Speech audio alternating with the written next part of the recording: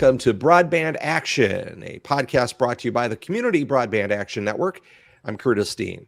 On this edition of Broadband Action, we're discussing how to get better broadband to those rural and hard-to-reach areas as soon as possible, knowing that the demand and the need is there today. We all know that billions of dollars are flowing from the federal government down through the states and into grant programs to subsidize the construction of broadband networks, mostly fiber networks, to reach those underserved and unserved homes. We also have programs of direct federal funding like the USDA's Reconnect program. Again, they've focused on rural broadband, but are almost exclusively sending those funds to support fiber networks. Yet we know when all the smoke clears with USDA Reconnect, with BEAD, there are still going to be millions of Americans that are not going to be served and have access to a fast, affordable, reliable broadband service, at least one that's supported by those funding streams that are coming down. So with that in mind, we're going to be talking about what can be done today and in the near term to solve that access gap. And I've got three guests that come at this from different angles. Justin Stinson is with Liberty Communications. They are a C-band provider member, and Liberty operates both wired and wireless services in portions of Iowa. Cassie Bair is with Mobile Citizen, and Cassie has an interesting program that her entity has launched that allows, mainly through nonprofits, to get cellular hotspots in the hands of people where maybe wired access isn't available, or in areas where they can't afford a wired access solution. And then Alex Freylekhman is, and I hope I pronounced that right, Alex. Close enough? Kind of. Okay, Freylekhman. Freylekhman. Alex Freylekhman. I've known Alex a long time. He's with Telrad, and Telrad is one of the most innovative solution providers out there, equipment manufacturers in the fixed wireless and in private network spaces. So he can come at this from the technology, and so we all have an angle here to discuss. I want to thank you guys all for coming on and joining us in our conversation. And thank you. I'm glad I didn't murder everybody's name. Alex, I'm only going to call you Alex from here on out. I'm going to start with you, Justin, on this discussion. As I mentioned, your company, Liberty Communications, you operate both wired networks, mostly fiber, as well as wireless networks in your service territory. So you really do understand the economics of delivering broadband and building fiber in rural areas. Can you give us an idea and a little background on why it is so expensive to build fiber networks and why it may not be feasible for providers such as yourself to reach everyone within the near term? Yeah, absolutely. And appreciate the opportunity to be on here. This is obviously something that's very important to us because so much of our network covers the very rural areas of Southeast Iowa. And so when we're trying to build something out to those areas, the average build cost is anywhere from $30,000 to $40,000 per mile. And so if you've only got one or two addresses down that road, it becomes a very difficult return on your investment. And a lot of those costs are associated with just labor costs continue to go up, the supply chain availability, the cost of the equipment continues to go up, as we know.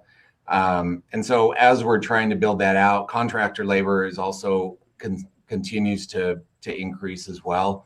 It just makes that economical aspect a very difficult one to justify when you're going out in those rural areas. One of the things I've heard said is if fiber networks were more affordable, these folks would be served already. And even with funding, like, for example, in the state of Iowa, where you are, Justin, current round of funding from the state of Iowa, which is granting up to 75% of the cost of building a network, even with 75%, in some cases is simply not a good business case to be made, even with it's just 25% coverage, right?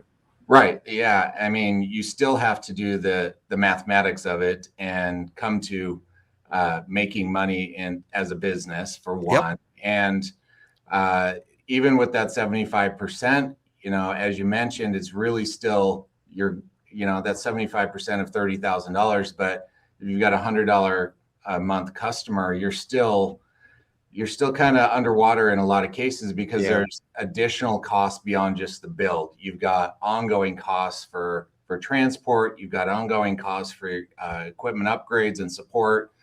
your internal labor costs. So you have to take all of that into account. And when you combine everything, 75% helps. I will definitely not scoff at getting a 75% match to help.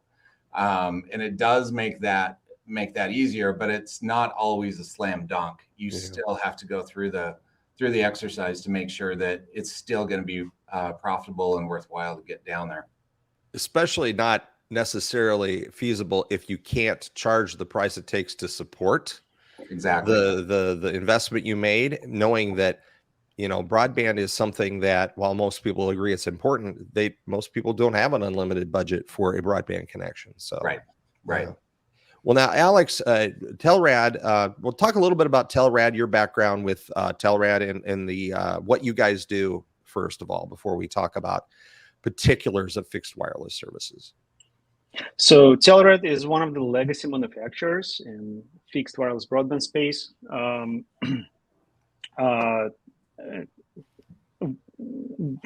Back in 2013, we have acquired a company by the name of Alvarian. And Alvarian was the pioneer of the whole concept of fixed wireless access. So, so when we acquired, there was a technology that's called WiMAX that slightly predates LTE. We introduced LTE in 2015. We were the first vendor that basically brought LTE to the masses outside carrier business. And from that point on, we continue growing and expanding. It's a purpose-built technology for fixed wireless access. So plenty of networks, running LTE in the United States. I've been with the company for about 7.5 years by now. So lots of miles, lots of networks, lots of smiles. And probably some frustrations, I would imagine, along the way too. Yes, one of the interesting differences is, obviously people on the wireless side, you have interference, you got all those small things that may be concerned, may not be applicable, let's say, to a fiber style network, right, or wired networks. So absolutely, you have to approach it with caution. It's not a golden bullet. Yeah. They worry about backhoes. You worry about interference and things like that, and windstorms and other things. So, Alex, the fixed wireless technology sure has come a long way over the past few years. What is the state of the art of fixed wireless in 2023? What kind of services can be deployed with the equipment like what you guys deploy in the field? Well, depends really on the objectives. So if we go based on standard broadband definition, 25 by 3, 100 by 20, traditional wireless, including 4G, the LTE or upcoming 5G, is very, very acceptable for this kind of packages. Because often when people talk about speeds, the way that customers evaluate quality of the service provider is really by quality of the bandwidth. They often don't know how that bandwidth is delivered, but everybody can say, hey, my YouTube video or Netflix video is buffering right now, so my internet is slow. They wouldn't know why.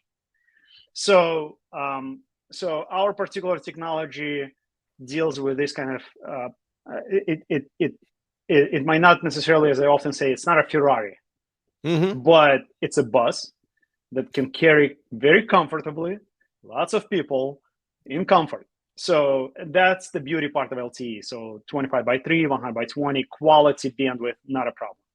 Now, there are technologies that can do more. And one of the more portions is uplink. And this is where traditional wireless is struggling with.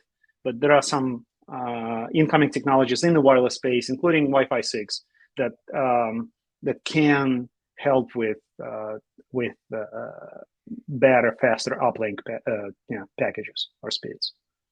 I often heard the criticism of fixed wireless, and the challenge is in some areas, especially when you get into areas that are really remote and the terrain is bad and there's lots of trees, that some of the technologies that are out there require line of sight. In other words, the antenna on the house has to be able to see the antenna on the tower. Is that an issue? Is that something you're still fighting to overcome, or is it just part of the existence of fixed wireless? It depends on the type of technology. It depends on the frequency. So Okay. Our focus is more towards 2.5 gigahertz CBRS frequency band, and our technology is built around near non-line of sight customer. Okay. So that is optional. Now, it's not magic.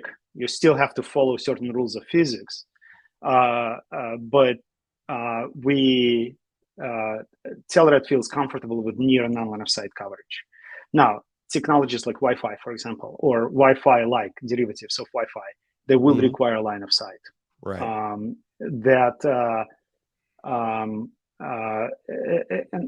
And again, it's good and bad, right? Because trees have tendency to grow as well, and it may work today, but a couple of years down the road might not be adequate anymore because now your line of sight is abstracted.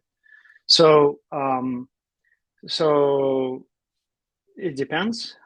So just like with every other project, right? You have to pick the right tool for the job, and line of sight technology is also fantastic, tool, but maybe for shorter range customers. Right. I know I can get 5G ultra wideband Verizon right through my window here that's behind my monitor in front of me, and I can get 2 gigabits per second because the antenna is line of sight and it's on a water tower about 3 blocks away. But if I go around the corner, I don't get that. That's kind of that's the frequencies it's using. They need to see it. So I'm going to turn to you, Cassie. Mobile Citizen has taken kind of a slightly different approach to this. And one of the options to reaching these unserved people are cellular networks, which are more ubiquitous. They have their challenges as far as capacity goes, as we know. But talk a little bit about what Mobile Citizen is doing and the kind of the model you're using to get mobile data into the hands of people who either couldn't get it before, couldn't afford a fixed wireless or a fixed connection. Sure. Mobile Citizen has the mission to advance social equity through access. And we do that by working with nonprofits, schools, and libraries, as well as sometimes social welfare agencies, to offer them, unlimited, unthrottled Wi-Fi services. We offer very inexpensive hotspots and tablets, and the ability to have an annual subscription in order to have low-cost internet access. And we do that throughout the U.S., the continental U.S. Now you're using T-Mobile as your the network you're riding with the services you have, right? Has Mobile Citizen looked at other providers, the different, Verizon and the rest? We have not, and partially that's because we have a very unique EBS agreement with T-Mobile. So we are on the T-Mobile network, at least in the foreseeable future. They are giving you an amazing value for the what you're able to go back through, like C-band. We're one of the nonprofits that has signed up to be a Mobile Citizen partner and deploy a cellular data hotspot to people who can't afford a connection. So, but yeah, I wanted to ask about that because T-Mobile, while ubiquitous in some parts of the country, it's a little iffy in some other areas. Right. That goes into the challenges part, right? I mean, it does. Well, we are doing our digital equity program in South Central Iowa, and in one county, T-Mobile's amazing, and in the other 2 counties, it's real spotty. So, those, we're always looking to get better, right? Right, absolutely. And it is growing immensely. I mean, as everybody knows, T-Mobile is, merged with Sprint and expanding their footprint rapidly.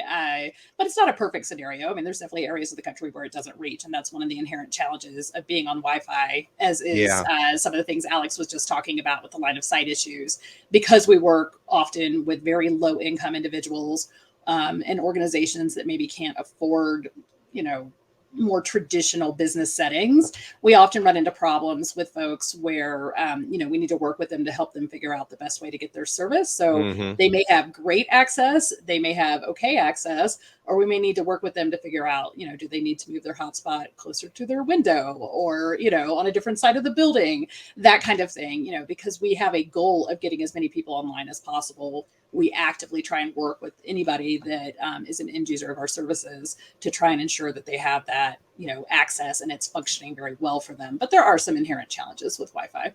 Yeah. Oh, absolutely. And affordability being, kind of the angle you guys are taking. Huge. We know that there are people out there that have access to a fiber network, say, or a really good fixed wireless network, but they just don't have $70 or $80 or $100 in their budget.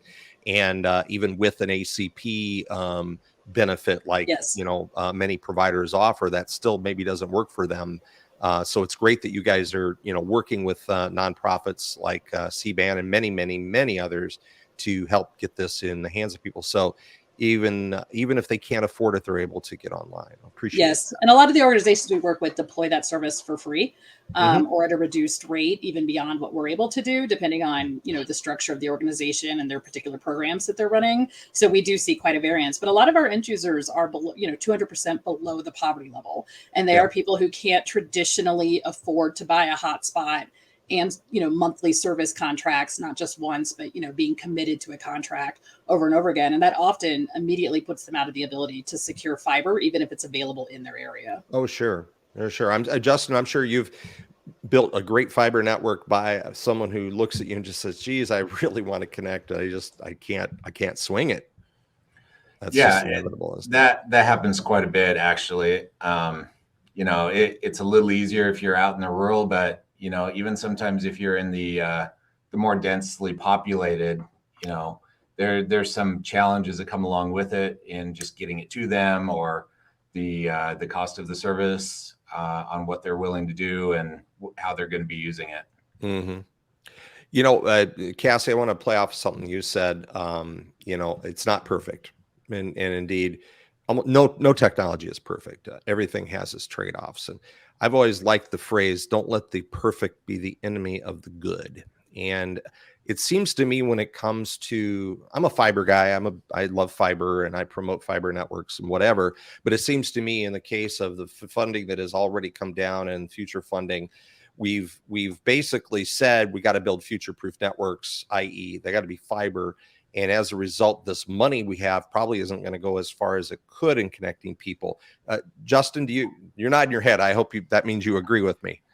Yeah, exactly. I mean, you can look at the current round of funding in the state of Iowa that is out there, and they identified some specific areas that had the highest need, were underserved, and so those are kind of ranked based on their need, and then that'll determine kind of where the money goes first. Mm-hmm. As you look at it, and I've had conversations with a bunch of colleagues about this, is that based on the amount of money that the federal government has issued and the state's issuing out, how far is that money really going to go? Right. When we talk about how much it costs to get to a rural home, $250 million is probably not going to go as far as people might think it is, especially if it's an area that is already underserved. There's a reason it was probably underserved to begin with.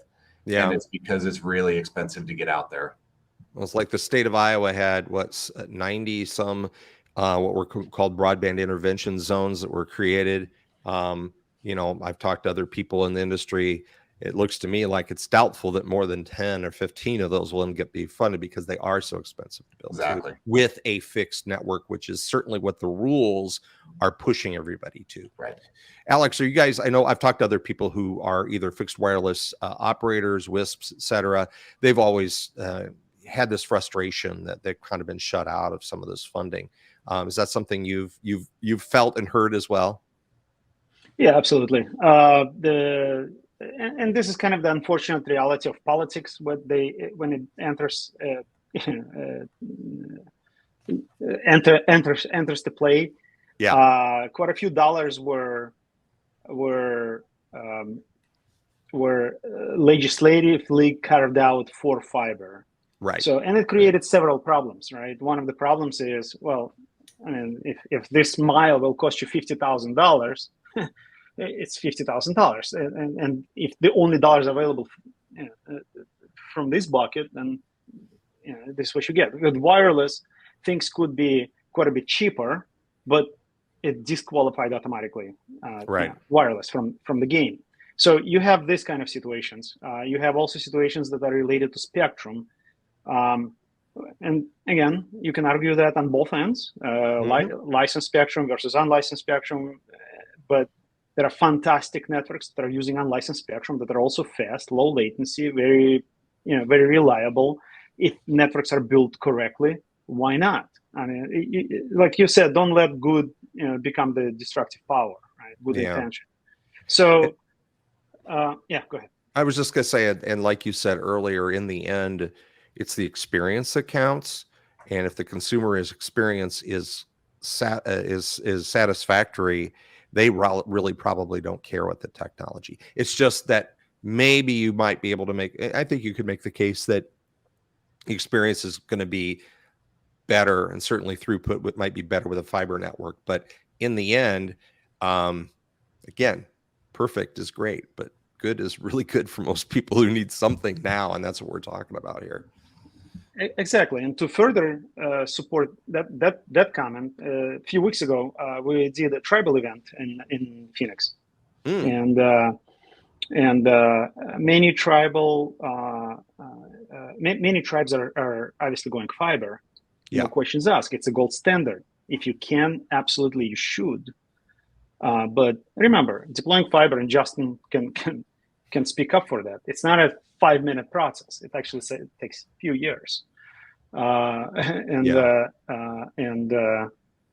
the community is underserved today, and money is allocated for a fiber, and fiber starts, God forbid, COVID 2023 starts. What are you going to do tomorrow, right? The only technology that can effectively cover this and enable connectivity is wireless. So so it's not just very hardcore philosophy is not applicable. It's a blended approach. It's a hybrid networks. They will be the most at the end of the day, hybrid networks will be the most efficient and correct networks to build. Yeah. And, one of the things that's held, Cassie, like you guys are using cellular data at Mobile Citizen, one of the things that's held back further upgrades to the cellular network is access to fiber. And so if we could say we're going to build fiber to the tower, and that's going to allow us to provide a really great, quick broadband connection to people, maybe that should be something that is fundable, as well as something that runs a fiber all the way to the house or the business. So I'm going to ask one last question here for you all. You get to put on your crystal balls, or I should say you get to wield unlimited power. You get to be Thanos from the Marvel universe for a moment. You get to be broadband czar for one day, and you have absolute power to do everything you think needs to be done, and you have absolute access to funding. What would you do to solve the current broadband access gaps that we have in America? I'll start with you, Justin, since we started with you at the beginning. Yeah, I think a big chunk of that needs to go towards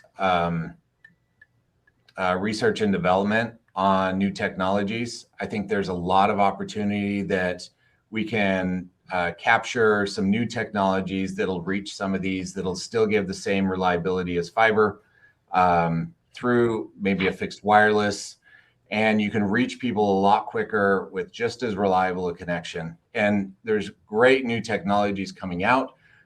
We use Telrad in actually some of our network, and we're seeing some really cool stuff come from these different vendors. But I think there's still another level that we can take. We've seen big jumps recently, but I think that's one area that really needs to go. The other thing is really helping communities or counties or anything like that participate in public-private partnerships to help reduce the cost for the providers and those that are building the network. So it takes some of that pressure off.